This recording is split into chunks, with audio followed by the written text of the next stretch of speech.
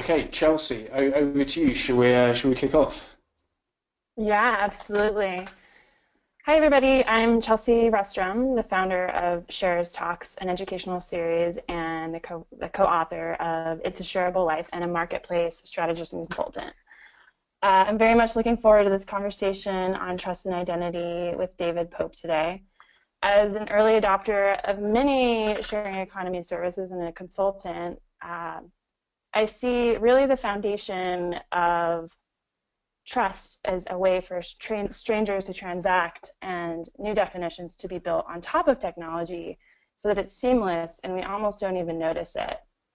I mean, I remember a time when it was insane to post where you worked on LinkedIn or crazy to send a package to a stranger through eBay. And now we're we're letting those same people into our cars and into our homes. So with that, I'd like to introduce David Pope, the co-founder of HooYu, an identity and confirmation service for both individuals and marketplaces.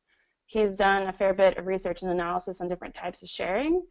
And over to you, David. Lovely. Thanks, Chelsea. So, hi, good morning, ladies and gentlemen. My name is David Pope. I'm one of the directors of a company called HooYu, which we started earlier this year with the express aim of helping build trust and confidence for online transactions in the sharing economy. So today I am going to share the results of some research that we did, the HooYu Trust and Identity Report, whereby we interviewed 1,000 folks over here in Britain and 1,000 people over in America to kind of look at the results of people's attitudes and participation rates in the sharing economy.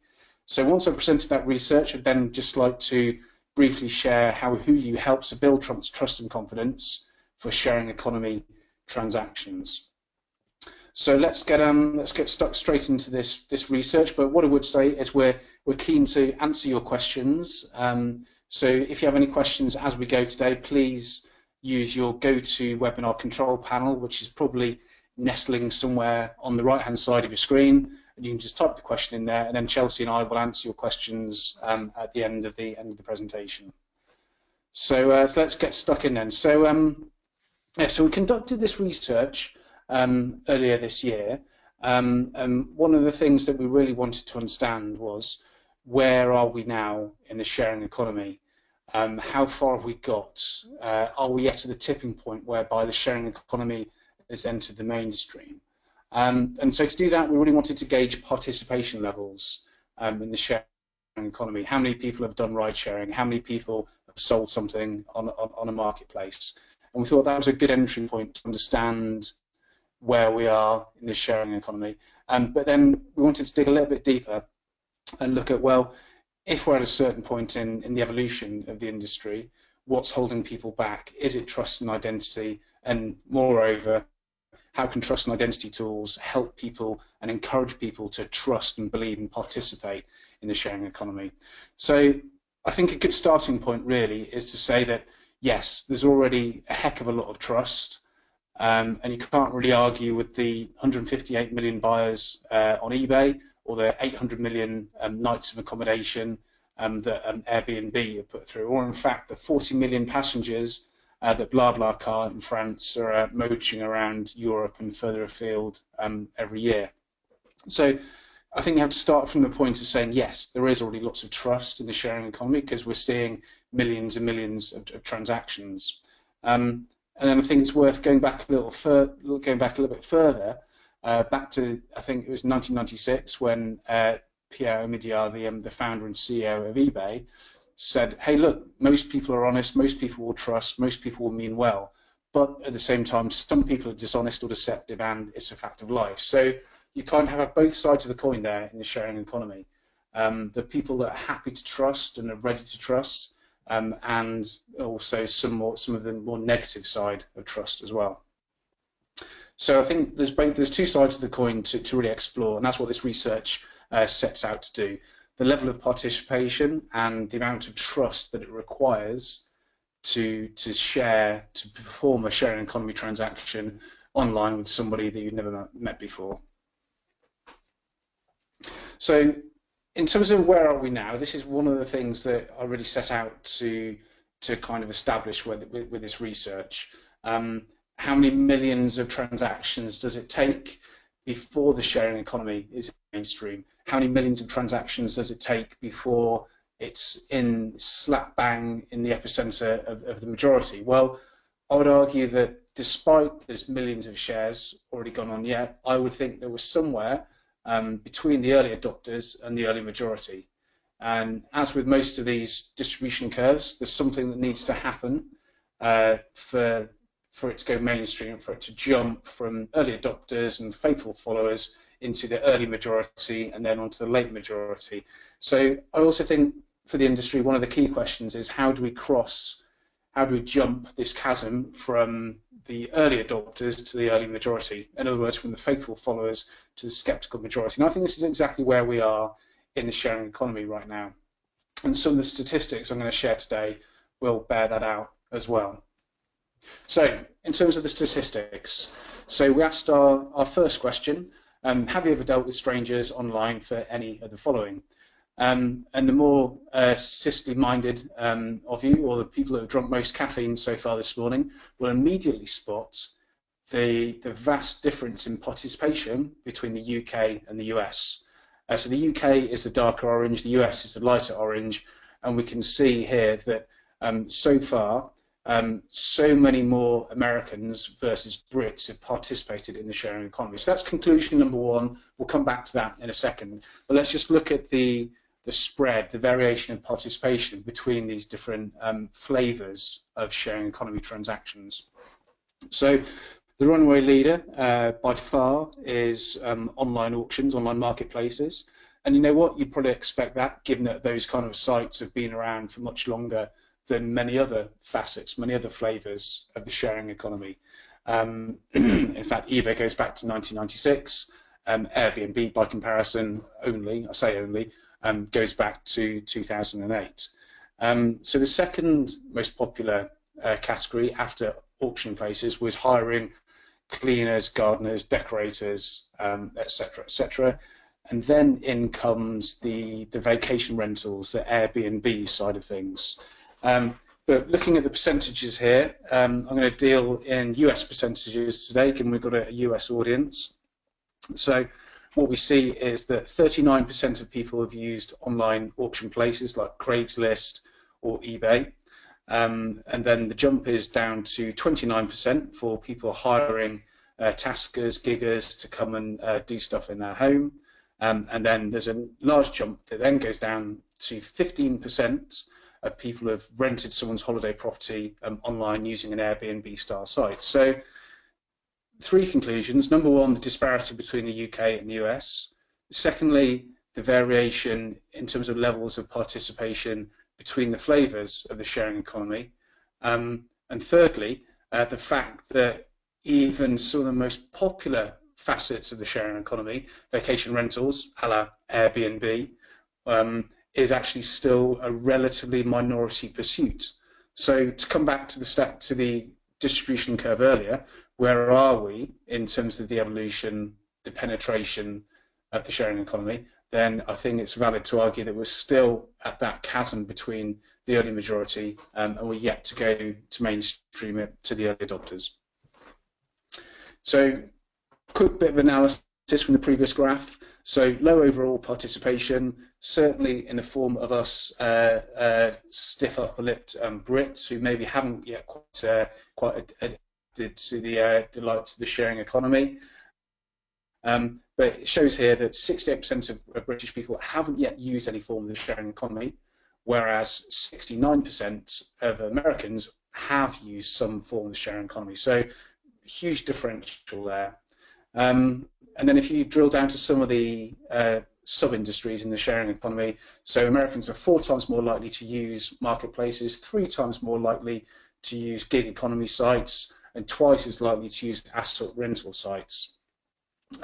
So they're, really that stretches the lead that the Americas have over the UK in terms of adoption of the sharing economy.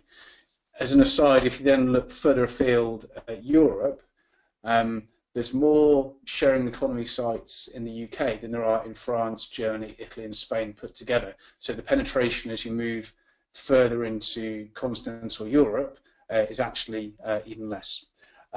So in a positive note, in conclusion, lots of growth to come, which is obviously good news for the legions of VCs and the waves of startups that are coming into the sector. So we turn this into a league table of participation. So just to reinforce the stats from the previous graph, so we can see here that auction places, the gig economy, and vacation rentals were the most popular sectors, and then the actual least popular sector was renting a personal item to another person. So that's basically where you rent out your camera equipment, your surfboard, your bike, like spin lister, that sort of stuff. Okay, so that's the league table of participation. So the next question we asked was whether participation is being held back by identity and trust concerns. So the question we were posing here to the panelists, and we interviewed just over 1,000 panelists in the UK and 1,000 in the US, and the question we posed here was, well, how trusting are you prepared to be without obtaining further assurance about someone's identity? So in other words, would you transact in a sharing economy transaction before you had verified the identity of the other party in the transaction? And we asked our participants, our panelists, to kind of give us to really grade their answers in 4 ways. So not at all, no way am I going to do a sharing economy transaction until I know who the other party is. Or, okay, I might do, but I'm very unlikely or uncertain to unless I verify the identity. Or, okay, I'll do it, but I feel a little bit, I'm not really sure. Or, of course, yeah, I'll do it, I'm happy to trust. I'm not worried about verifying the identity of the other person. So we can see here that some people were prepared to drop in. In fact, let me jump to US stats instead. So we can see that kind of like on average, about 8% of Americans are happy to jump straight in, trust and share without worrying about the identity of the other party in the transaction. And then perhaps a further 30% on average are happy to do it, but with a degree of reservation, feeling a little bit worried about it. And then what we see is the other side of it, people that won't do it, either not at all or unlikely to do it. And we can see here that this group forms the majority of people in terms of the majority of people's opinions. So just to summarize that chart, so 8% of respondents are happy to jump in with no qualms about participant identity, but 33% of people just wouldn't transact at all without having further assurance on the identity. Now, those statistics only show the extremes. They only show the people that are happy to trust or the people that will just never ever trust. So perhaps a more balanced view is to put those 4 categories of reaction into 2 broader camps. So the first camp being trust negative and the second camp being trust positive.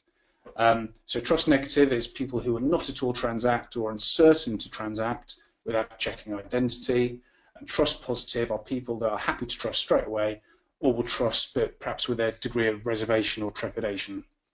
And so what we see is that the people that are trust negative are in the ascendancy, so kind of 61% to 39%. So we're seeing really that most people, and these are blended stats across the UK and the US, are really not likely to transact until they've got some form of assurance around the identity of the other party in the transaction. And within that, it has to be said, of course, that not all sharing economy activities are created equal, and that, in other words, sharing economy transactions, they require a sliding scale of trust. So if we look at the column here, USA, or the overall column, we can see here which sectors of the sharing economy require the most trust and which require the least trust. So starting at the bottom and working up then, so the sector that requires the least trust is selling an item on Craigslist or eBay or other auction marketplace. That's not that surprising. Again, those kind of sites have been around for longer than many others. And in fact, that mode of consumption has been around for a long time in terms of classified ads anyway, but I think that's also a fairly routine transaction. You sell something, you get the money, and maybe there's some recourse, but the vast majority of transactions are conducted satisfactorily. But then we start to move into more personal and less transient transactions that involve a degree of time, a degree of closeness in terms of cooperation to engender the share and to deliver the share. And we see really that the greatest fears come from renting a personal item to another person. So that comes back to the camera equipment, the surfboards, the cycling equipment, all that sort of thing. And that's actually the least developed sector at the moment, the sector with the lowest level of participation. And surprise, surprise, it's the sector that requires the highest level of trust. Then we look at property, so renting out your property or a room in your property or renting a room in somebody's home, that requires a fairly high level of trust. A high proportion of people there won't trust until they've got assurance around the identity of the other person in the transaction. And then you have ride sharing for commuting purposes, hiring babysitters, and they sit slap bang in the middle. You can also see from this chart that by and large, there's not that much variation between the level of trust that's required between American participants and British participants. The only serious degree of variation here is in the second from bottom row, hiring somebody to do tasks in your home, such as cleaning or gardening or decorating. And us reserved Brits, 61% of us won't do it unless we know who the other person is. Whereas 40% of Americans are happy to, only 40% of Americans will fill reservations and be unlikely to complete the transaction. And again, that comes back to the fact that that sort of transaction is much more popular in the US than it is in the UK.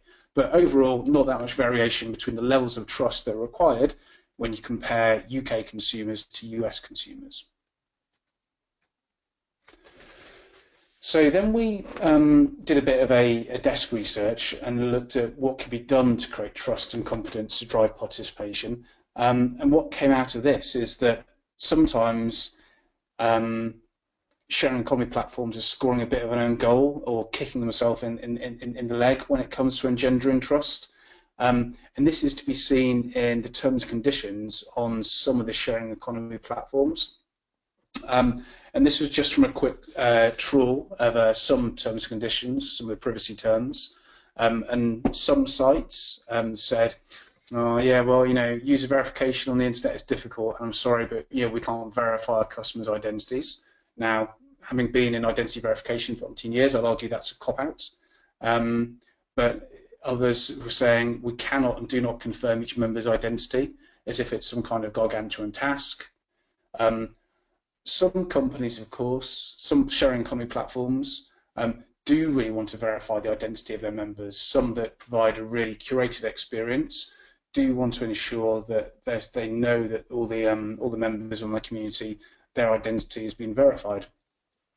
Other larger sites, for example, see themselves just as a middleman, the facilitator of exchange, and those kind of sites, they're the ones that say in their terms and conditions, yeah, we're not obliged to carry out checks on the identity of every person registered to use .com. So we see a kind of many sites, in some ways, I think, are scoring their own goal and putting off potential consumers with these caveat emptors that you see in their terms and conditions. And I think that does the opposite of creating trust and confidence and thereby driving participation. So in that case, what can be done to create trust and confidence and drive participation? So we asked our participants, what would make you more likely to transact on a sharing economy platform? Would it be being told by the website that the other person's identity had been checked? Or would it be being sent by email an in-depth ID confirmation report with some confirmed ID information data and a picture of the person you're dealing with? And so the answer to that is fairly overwhelming. 4 times as many people would be encouraged to transact on a sharing economy platform if they were able to receive themselves the results of an identity verification report. So there's some interesting stats in terms of what kind of identity verification going to drive participation and encourage people and give them the confidence to transact, and what kind of identity verification is actually going to be more effective at bringing people in, encouraging mainstream usage. So that was a brief introduction to the research. We'll make sure that copies of the white paper are emailed out to everybody that's attended for today's webinar. So briefly then, before we move to some questions, I'd just like to talk about HooYu and how we help solve this problem of trust and confidence for digital transactions. So HooYu isn't just yet another identity management company. The guys and I behind HooYu, we sold our old identity business a couple of years back, and we got the band back together last year. And we wanted to really disrupt identity. And so we're not just selling our identity tools to businesses, to banks, to sharing economy platforms, or to retailers to verify their customers. What we're also doing is saying, hey, in today's digital world whereby people transact with each other lots and lots for peer-to-peer transactions, we think that consumers should be able to use identity checking technology as well. So HooYu there's two sides to HooYu: the service we offer to our business merchants, but also the service we offer to our consumers, so they can verify someone else before they engage in a digital or an important or a peer-to-peer transaction. And this is one of the successes we're having so far with HooYu in terms of facilitating peer-to-peer trust for digital transactions, online transactions, or important sensitive transactions with people that you haven't met before. And of course, we're offering that service to lots of different businesses to help them create trust, prevent identity fraud, prevent terrorist financing and money laundering, and verify the ages of their customers. And we're doing this through three ways. We're using what we like to call global tokens of identity. And what I mean by that is that everybody has a face, everyone has an ID document, and everyone has a digital footprint. And one of the first ports of call from when we want to use HooYu to verify someone's identity online is, well, what's their online identity? And we can take data. We've integrated ourselves into Facebook, LinkedIn, PayPal, Google, Microsoft, Yahoo, Amazon, to be able to say, okay, can we please borrow the public profile data set of this person so we can verify their identity? And people's digital footprints are a great way to look at them and decide if it's a real person or if it's a fraudster that's using a fake profile. In fact, it's much harder to spoof a digital footprint than it is to create a fake ID document. And the range of data, the breadth of data that's available from all these social media sources, these digital identity sources, is fantastic in that you can verify someone's name, someone's gender, someone's occupation, someone's email address, someone's phone number, someone's date of birth, someone's location. And it's a very, very rich source of data to be able to verify that a customer is who they say they are. There's long been a tradition in both the UK and the US of using databases from credit reference agencies to verify identity, but this new wave of verification technology using the digital footprint is now really coming into its own. And of course, HooYu's digital footprint verification is also combined with an ID document authentication. So during the transaction or during the registration process, the customer is asked to take a photo of their ID document, and at that point we're going to do a series of checks on that ID document to make sure it's a real and true legitimate identity document. So we'll, for example, we'll do some forgery and image tampering checks to see if that image has been photoshopped. We'll check some of the security features on the ID documents.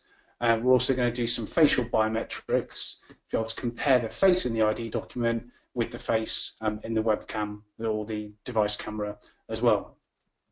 So in essence, what HooYu does is to look at all the different elements from those sources, from the selfie, from the digital footprint and from the ID documents. And then what it does is it compares the details between those different sources. So in other words, are we seeing David Pope on Facebook, and does that correlate to the data that's in the identity document? Is the same true for date of birth? Is the same true for gender? Is the same true for nationality?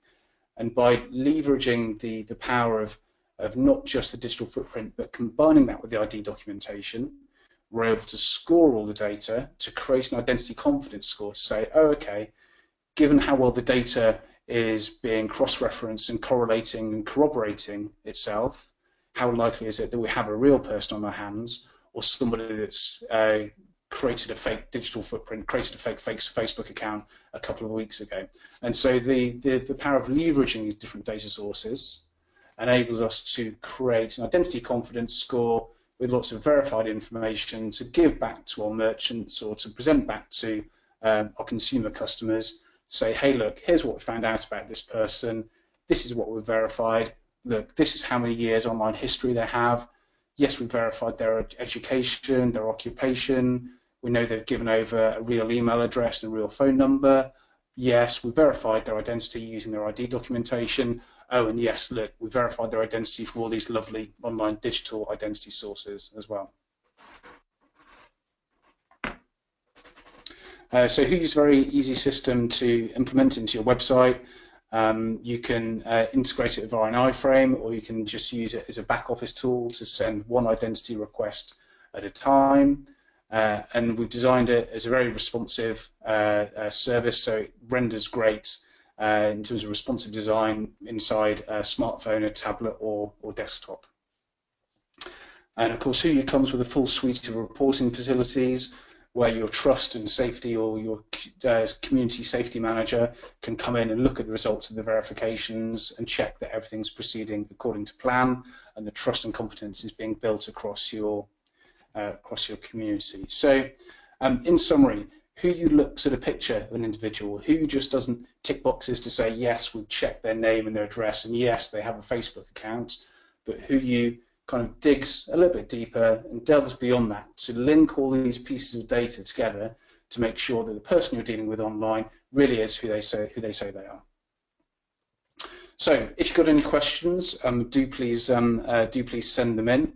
We'd be really happy to understand what you guys think about trust and participation in the sharing economy, and to answer your questions. So without any further ado, Chelsea, over to you. I'll be delighted to hear what you think as well. Yeah, great. So I know that HooYu just launched. So how has it gone since launch, and when was that? Yeah, so it's gone very well. We spent last year coding, developing, and then the first half of this year testing and going through UAT and lots of rigorous testing processes, and then we launched at the start of June. And so far we've had a couple of thousand consumers come to us to sign up and use our services to build trust and confidence in people they're transacting with. And it's been very, very interesting. We're seeing people use us before they conduct sharing economy transactions, but we're also seeing people use us when they're a little bit suspicious that they're about to be conned or scammed. And in fact, so far, we've seen the passports of the president of Barbados. We've seen the passports of several Russian supermodels, and in fact, we've had to report back to our customers to say, hey, look, this isn't really a Russian supermodel you're dealing with, and it's probably some fat, sweaty dude from London instead. But yeah, so we're really helping consumers to avoid situations whereby they are scammed. You do read quite a lot about villa rentals and vacation rentals scams, and so we've helped a good number of people to really build trust and confidence that they're dealing with the people who they say they are. How are they finding you? As you were talking about the couple thousand people, how are individual peer-to-peer transactors finding you? Are they looking for identity confirmation? How's that happening? So our strategy really has been to do a soft launch in of the consumer, and then but to really prioritise our work with money transfer companies, with banks, and with sharing economy platforms. And so our consumer activity has been it's just been kind of a soft launch so far, and the only thing we've really done there is PPC, the miracle of AdWords, and some of the Google. yeah, and we just put it out there with a very modest budget, with very little optimization so far. We're just now starting to optimize it and look at what we're getting in. But some of the most common search terms really are where people want to verify a driving license, that they already have an ID document of somebody they're transacting with, and they want to check it's a real ID document. So people are already looking for this. What percentage of the transactions so far would you say are sharing economy or marketplace related versus something else? We don't really, on the consumer side, we don't really know. I would say it's probably about a quarter, but essentially it's only when our customer, the person that purchases the HooYu request, that wants to send a HooYu request to somebody, it's only if they ever got in touch with customer services to ask us a question, do we get to peer out from behind our computers to really get to grips with it all. But I'd say probably about a quarter of them so far. Okay. And then I find it interesting that as a marketplace provider that you do identity confirmation for both marketplaces and individuals, which we've been talking about a little bit here. Why is this significant, and is it different, and why are you doing that? I mean, wouldn't it be easier to just go after marketplaces and go directly to existing networks and communities? Yeah, it would be, although having built and sold one identity business already, the guys and I, we really wanted to do it a little bit differently, and I guess it was born out of two things. So, firstly, in our old day jobs, we knew lots about identity verification, and we could help our business clients to verify the identities of their customers.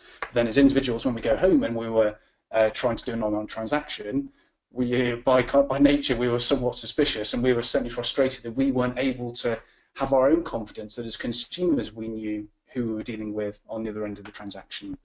So that kind of was a bit of a spur to do it. And the other thing, of course, is that all technology eventually trickles down to the consumer. So the handheld power drill, that was invented for the Gemini and Apollo moon missions.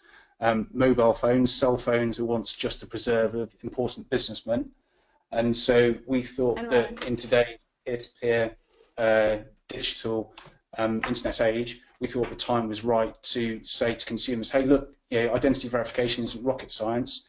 Here's a simple way for you to have confidence and verify the identity of someone you're dealing with so you don't get stiffed. So what do you think that there's that's great. Do you think that there's a difference between identity and verification, or do you think that they're the same? So that's a really interesting question. I guess the best way to answer that is to look at how governments approach it. And when governments are saying to companies, hey, you should check the identity of your customers, they break it down quite succinctly into two processes. Number one, identifying the customer, and then number two, verifying the identity of the customer. So I think they are two separate things.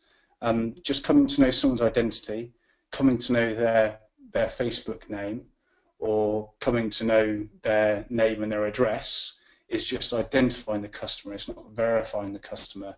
And that's one of the things that HooYu tries to do is to look across these multiple data sources to gain confidence that the name, the gender, the nationality, the address, the age are actually true to life, and not the concoction of some villainous fraudster. So are you just looking for fraud, or what else are you looking for? I've heard you talk a lot about fraud and people having profiles that aren't necessarily themselves. What else might identity confirmation? Okay. So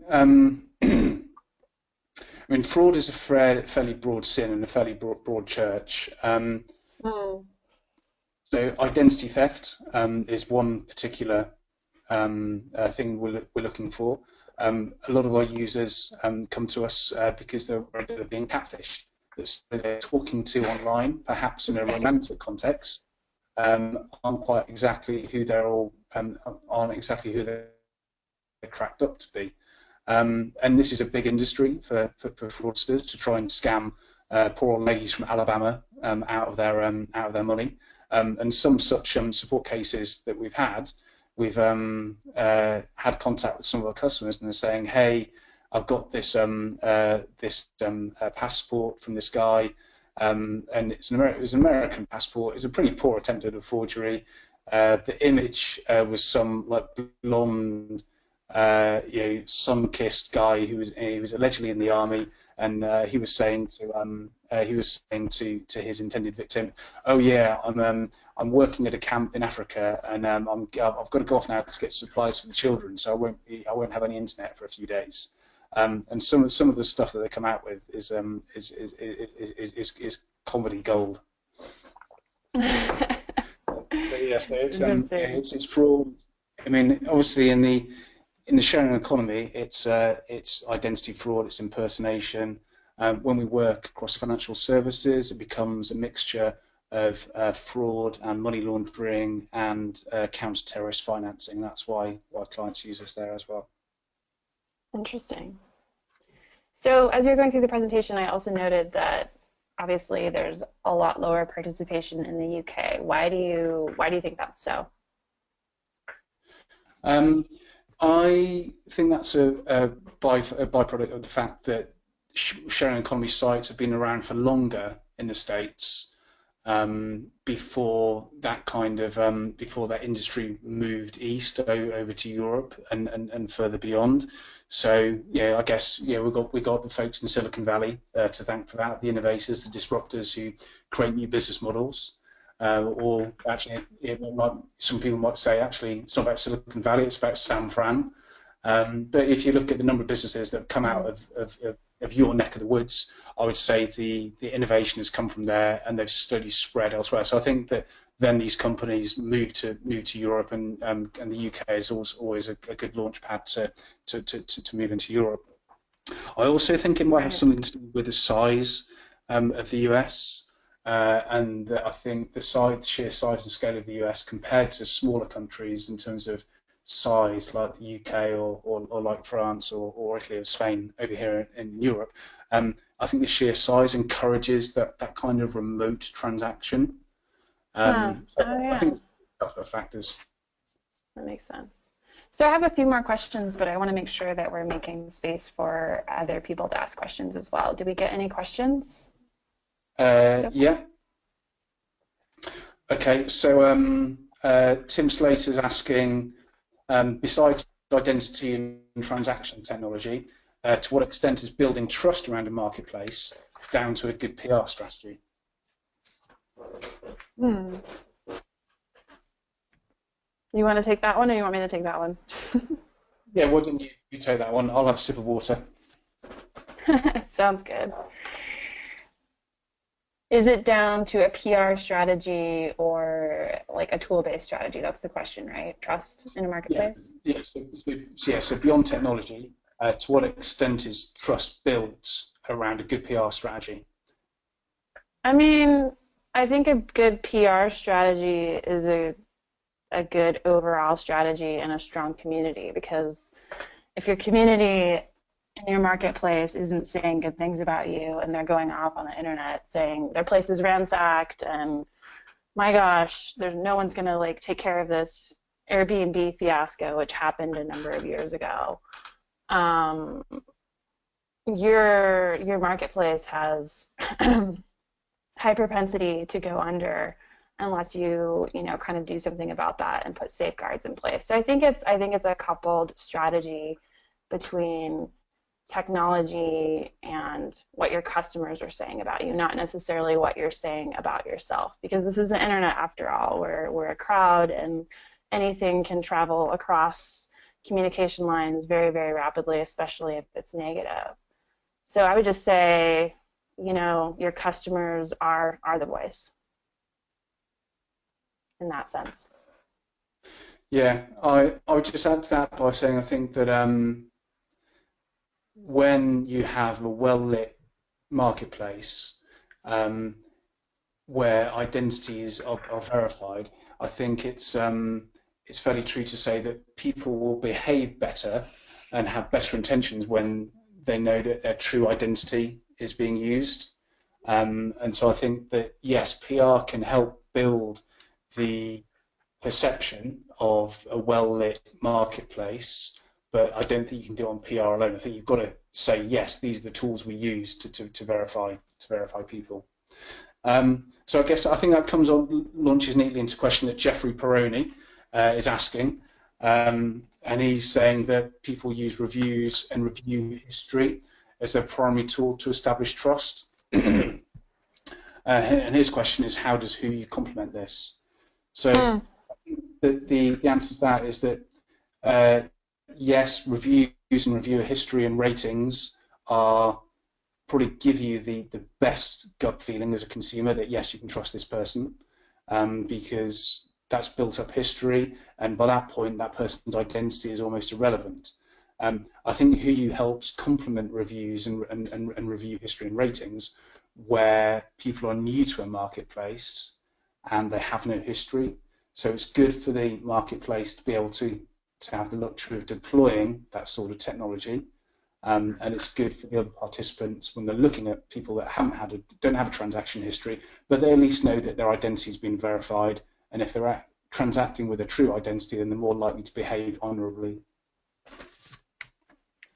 David, are there certain types of transactions that make more sense to use identity confirmation for? I mean, obviously, you mentioned some of them earlier, but I'm just thinking here, like, if someone's going to rent their home to someone else or their car, do you see something like HooYu being like an add-on where a consumer can actually say, like, I want confirmation that this person is who they say they are and that they have this license and that these things are accurate? Or do you see that just being seamlessly built in and working that way only for one-to-one transactions between peer-to-peer consumers? Um, yeah, I think that actually, sorry, could you? I didn't quite catch the last part of that question. Can you say that again, Chelsea? Yeah, I'm just trying to understand how who you might fit into specific types of marketplaces. Would it be seamlessly built in, or would there also be the option for the consumer inside of a marketplace to say, hey, I want to make sure that this person who wants to rent my car for a week or my RV is who they say they are. Can I buy a who you report? Yeah, so I think that um, deploying an identity verification process makes more sense on some platforms than others. So let's say Right. it's on a co-dining platform, come to my house. You might not necessarily bother to do it for that, but where you're renting out your car or where that other person is actually doing some of the driving, that's the point at which you want to not just verify their identity, but verify the fact they actually have a driving license. So I think that different flavors of the sharing economy lend themselves better to the identity verification process. And then I think that within that, some sites really want to verify the identity of their members, of their community members. And that's because some sites offer a really curated experience as opposed to the kind of sites that are just the medium of exchange, the facilitator.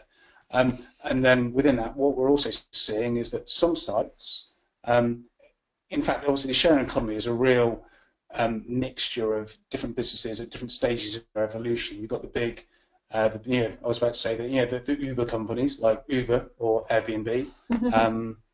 Whether you label Uber as part of the sharing economy or not, I know is a topic of hot debate.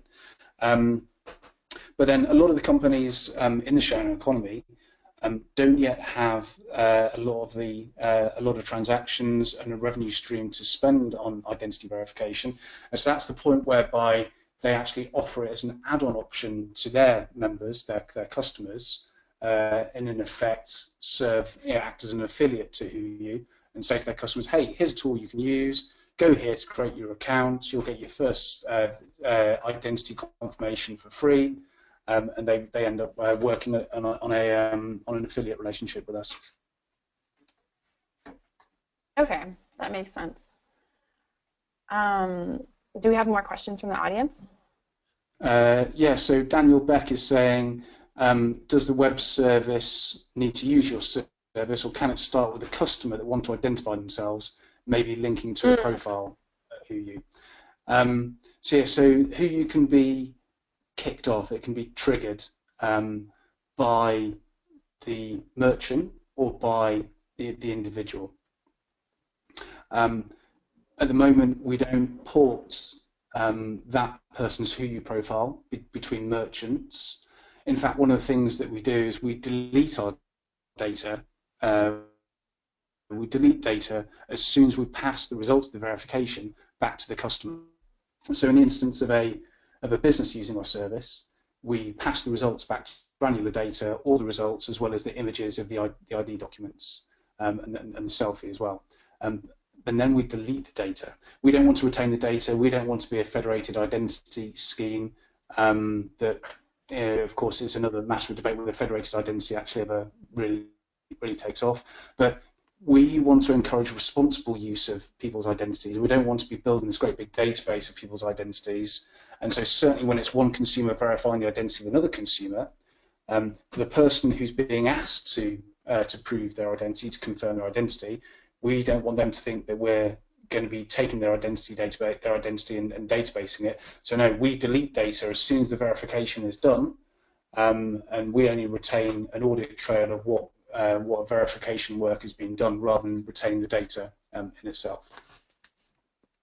You alluded to federated identity. What do you think about that in the future, and do you think that will happen? And how or do you want to be a part of that or not? Well, yeah, yes and no. I mean, personally, and this is my views rather than the views of all my colleagues and all the team at HooYu, is that I think that federated identity is only as good as the critical mass of people in that federated database, and of course the number of merchants that are using that federated identity system to be able to port people in and out of their website.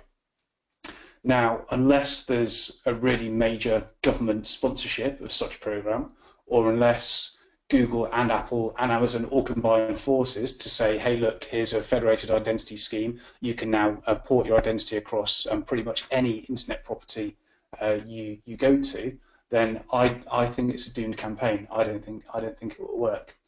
And the second reason why we're not really driving in that direction is because of the risk of carrying all that data. So there's so many data breaches you see about nearly every week now, that it's rendering traditional forms of identity verification obsolete, because just because a customer presents a name and address and that matches to what's in one of the credit reference agency databases, that doesn't mean that it's that customer. It could be a fraudster who's bought that data off some kind of fraudster online supermarket. So we don't want to be carrying all that data behind a federated identity database, because that just promulgates identity theft and data breaches. What about putting that on the blockchain, though? Yeah, I think that ultimately you can't argue with the logic and mathematical certainty of blockchain technologies. What you can argue with, though, is people's comprehension of them and how prepared they are to engage with such digital identity technologies. I mean, if you look at the actual volume of blockchain and virtual currency transactions, it's still, infinitesimally smaller than the volume of sharing economy transactions. So I don't think the vast majority of Joe Public, of Joe the plumber, the man on the street, I don't think they're ready to use blockchain identity technologies. Interesting. Okay. Do we have any more questions from? Let's have a look. Okay, so here's one for you. Mara Falstein, she's saying, what about when you lose trust with consumers? How do you repair trust with the consumers who've had a negative experience in the sharing economy? Mm. I think it depends on what type of negative experience it's been. Like using the example of Airbnb earlier, they implemented after that woman's apartment was completely ransacked and the person did over like $100,000 worth of damage. They instituted an insurance policy of $1 million covering all Airbnb hosts. So I guess what you do is you respond, with not only technology safeguards, but also liability safeguards, and also with genuine interest in your customers and your community. We're moving from a place of not just providers providing, but providers also becoming participants. So we need to think about this in a much more communal sense, and responding immediately and with authenticity is huge. Airbnb almost made a huge mistake there. They didn't respond very well to begin with, and you can go back and look at the records of that. But they did clean it up in the long run. So yeah, cool.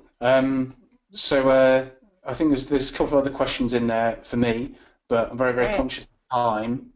So I'll respond to people individually with their questions about HooYu. okay. So maybe just one last question then for you.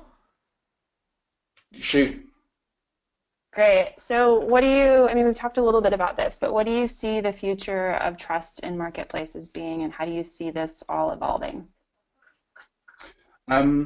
So I see more and more people transacting in marketplaces, and I see more and more people trusting over the course of time. Sometimes with the aid of a service like HooYu, sometimes we just feel comfortable, feeling more comfortable with doing a sharing economy transaction. I remember when my parents, back in, I think it was 2001, when I was telling them about something I bought online, and they said, "What? Put your card details onto the internet to buy something? You've got to be joking." And I think that sort of reaction to performing a sharing economy transaction, and that sort of reaction to wanting to verify someone's identity, that's probably whereabouts we are now. And so to come back to the first part of what I was talking about, where are we now? I think we're at that tipping point whereby we move from the early adopters to the early majority. And so I see the future as being wider participation, more sharing. I'd like to see a future whereby there's more sharing across more sites, and it's not just a few of the big dogs in the industry that monopolise the volumes of shares. And a lot of the startups that we've spoken to, a lot of the platforms that we've spoken to, I see some really good niches coming in at the moment. So some sites that, Love Home Swap being a good comparison to Airbnb, where it's actually people swapping homes as opposed to just renting a stranger's apartment. Or Horizon app in the US, whereby it's actually sharing between cohorts and communities of people. So I'm starting to see a lot more niche sharing economy companies come into the market, whereby they've said, right, that's going to be our niche, we're going to serve that niche very well. And I think that would be one of the things that encourages wider participation as well. And of course, I see thousands of people using HooYu. Awesome. Great. I think that concludes my questions for you. Cool. Well, hey, thank you, Chelsea. It's been really good chatting to you. Thank you, and thank you everyone for joining us today. Cool. Cheerio.